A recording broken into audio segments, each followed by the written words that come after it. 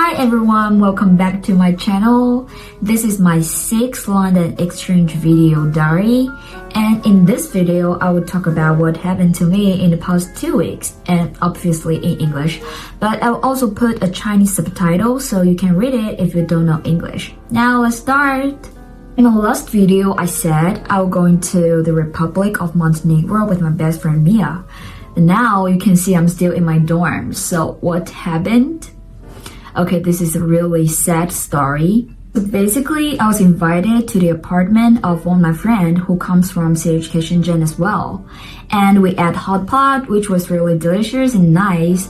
But on my way back home, I fell on the road so hard and I got injuries on my knees, legs and face as well. And the next day, I went to a pharmacy to clean my wounds and change the dressing. And the nurse at that pharmacy, she cleaned it really, softly and carefully because I didn't hurt at all. But I thought that was the problem.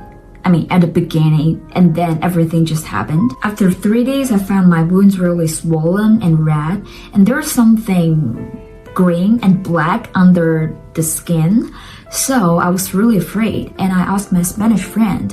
She said maybe I was infected, and wound looked really scary, so we decided to go to the hospital. Then a series of ridiculous things just happened. So we went to a hospital that I googled. It was called the Moorfield Eye Hospital. I thought the Moorfield Eye was the name of the hospital, like London Eye or something. But when we got there, we found it was actually a hospital for eyes. So we are so panicked and we don't know what to do, and we searched for nearby hospitals and we went to one of them. They said, sorry, we don't have A&E here and we cannot deal with your wounds, and I suggest you can go to this hospital. So we go to the hospital that she suggested, which took us like 25 minutes by 2. And finally when we got that hospital told us again that they don't have A&E there and suggest us to go to another hospital. So we have no choice, we have to go. Finally, after 2 hours on the road, we finally got there, the Royal London Hospital. And we were so happy, because we think, we can get treatment very soon. And we wait at the A&E apartment for like half an hour, and the nurse let us in the room.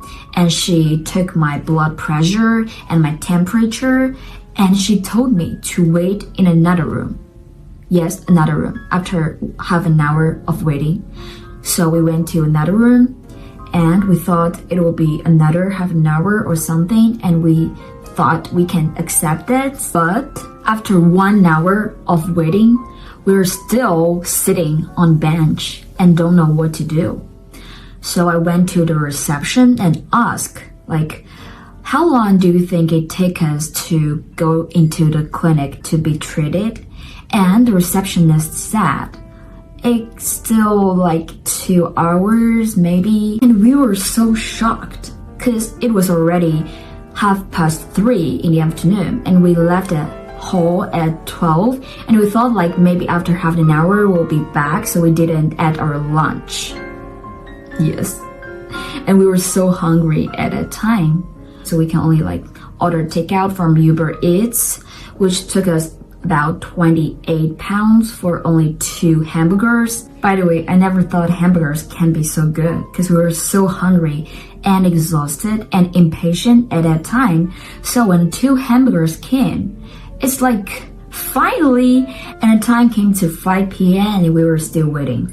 So I went to the reception again to ask him how long does it take? It was actually a new receptionist. So he asked my name again to check on the system, and he told us we still have to wait for 2.5 hours. And me and Marina, who is my Spanish friend, we were like, what? We've been here for so long time. And he's like, yeah, I know, but you have to wait. That's how our system works, and that's the normal average time, so you have no choice but to accept this fact. Yes, we had no choice, so we can only wait until 7 p.m. 7. Finally, we got into that clinic. and the doctor dealt with my wounds within like 10 minutes, and we went out. So we got hospital at 2, and we went out at 7:10.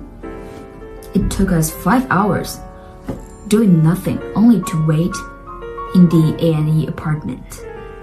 The doctor there at Royal London Hospital told me to go to my GP next time to change my dressing, because their hospital actually doesn't change dressing for patients. And when I got home, I searched for related information online, and then I found out that the British, they don't go to the public hospitals as we do when they need treatment. Instead, they go to their GPs. GP is general practitioner, which is like the clinic for nearby neighborhood. But I didn't register for GP, so I asked my personal tutor like how can I register for it and how can I go to the GP, and he gave me the link, so I registered it online. But when I called the GP next day, like when can you finish the registration, because I really need to change my dressing in a short time, and they're like, sorry, our process takes about 5 working days. But the problem is I have to change my dressing in 3 days. So where can I go next time? I searched online, but I didn't find one suggestion which seems to be useful. So finally, I called 111. And you know what? I told them about my situation and asked them to give some suggestions to me. And the receptionist said, oh, because you have to change your dressing in 3 days. So you can only call us on the day when you need to change your dressing, because we're an emergency call. I'm like, what? Though I'm angry at their answer, I cannot change that. But the next day, I called them again. And this time, I didn't tell them that I need to change it in 3 days. So this time, the receptionist gave me 5 hospitals and their numbers to let me call them each to check whether they can change dressing for patients. And I called 5 of them.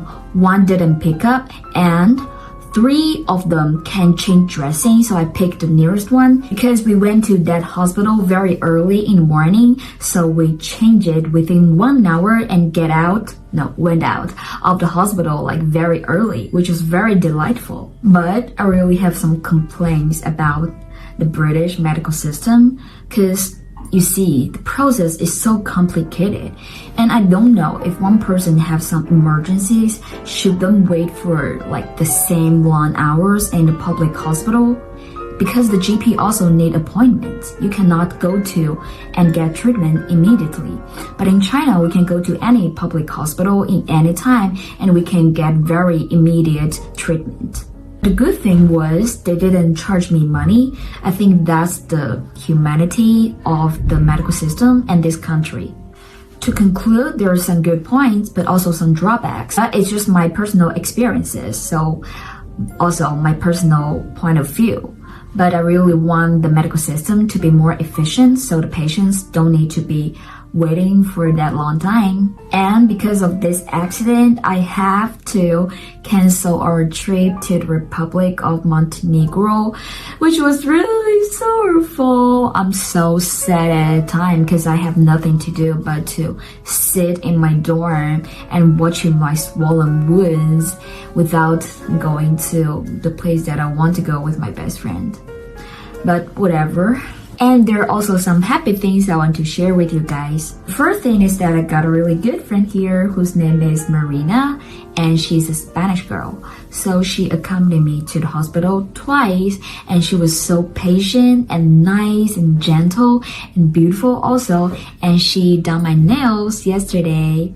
I love her so much. And yesterday we held a hot pot party, and we have the hot pot in our kitchen, and it was so good.